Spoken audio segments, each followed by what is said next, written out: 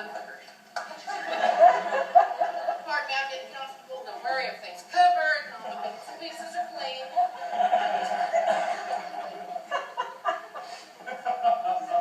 She giggled like she doubted that. Well, speaking of mothers, I do tend to talk about my mother a lot. And I don't want you to get lost. I very rarely, if ever, call her mother, mama, mom. Her name is Wanda Glenn. Saint Wanda the son. Myrtle May when I feel like being an asshole in the middle of the casino and crying her name out loud. Myrtle May, we're at the Wheel of Fortune! Pisses her off every time. When Wanda was in her early 70s, we finally decided to take her with us to Las Vegas one time. I was on a diet again, and we all know that Vegas is Sin City for more than just gambling. Though I have to admit, I'd rather gamble than eat any day of the week. Well, our first day there, we came down the stairs at Caesars, my boyfriend's house.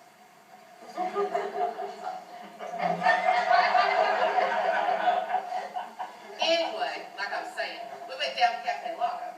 Now, I told Wanda Glenn and my Aunt Margie, her sister, I said, now y'all go to Cafe Lago right up there. I'm going to sit right here at this famous slot machines.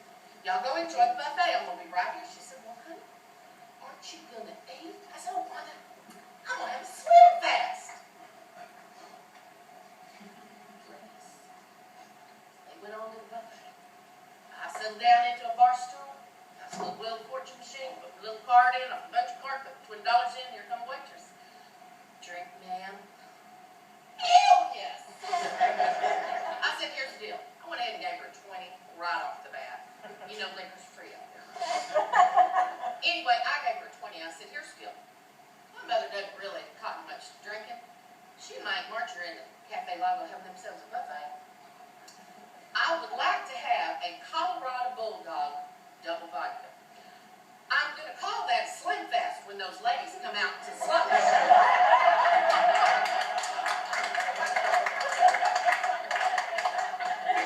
And you just keep bringing it. We had to understand it. I kept drinking, she kept bringing them. Eventually, here comes Wanda Glenn and Aunt Margie, and they sit down. Wanda puts her little card in. She got to put her $20 in. Watch the numbers. 80 credits, $20, quarter machine. She's happy. Now, she's got to talk to her machine man because she's already promised the preacher man back home 10% of any of her winnings because he needs a new car. So she warms up her hands. She lays hands on that slot machine. She says, we need some big money today. I said, hallelujah. Slim Fast. So the waitress brought me Slim Fast. She said, you didn't wait on us, did you? I said, no. Wanda Glenn and I started gambling. The waitress came back by. She brought me another Slim Fast. I sucked it down. Wanda kind of looked at me funny for a minute. Just kept getting. I was like, oh, Wanda, big money, spin, spin, oh, you got to spin.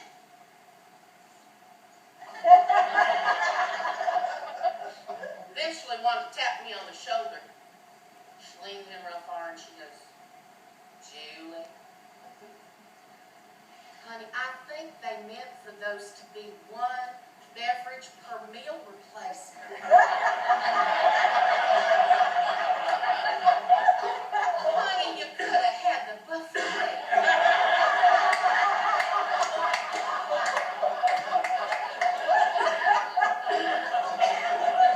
I did just about slide off my bar stool laughing. Here I was breaking my diet, gambling, and drinking, all before noon.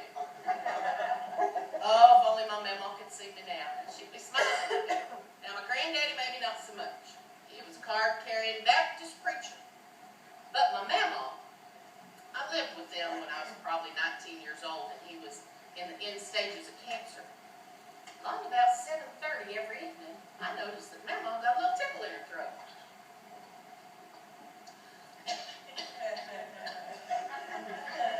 And off she went to the closet. And out she came with a bottle of whiskey.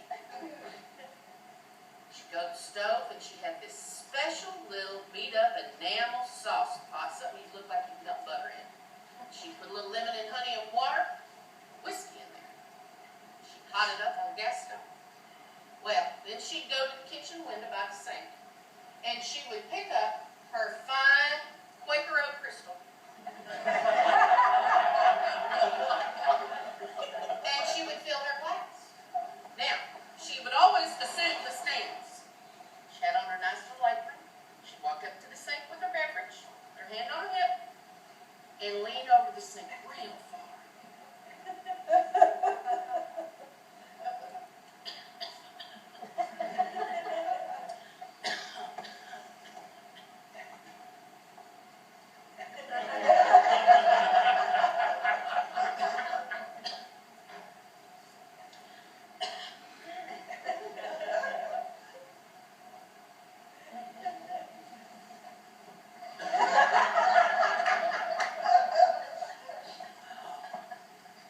Good stuff.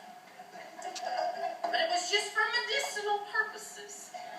That's what she'd like you to think. Well, it is part of the Baptist Code of Living that you keep your shit in the closet. Skeletons, secrets, shameful habits, they all belong in the closet. They're not to come out by the light of day, and we certainly don't discuss them in public.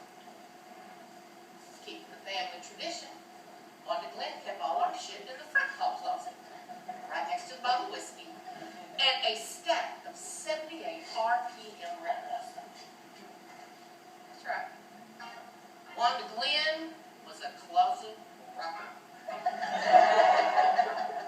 I'd pull out those 78 records, most of them from the 40s, before they coined the term rock and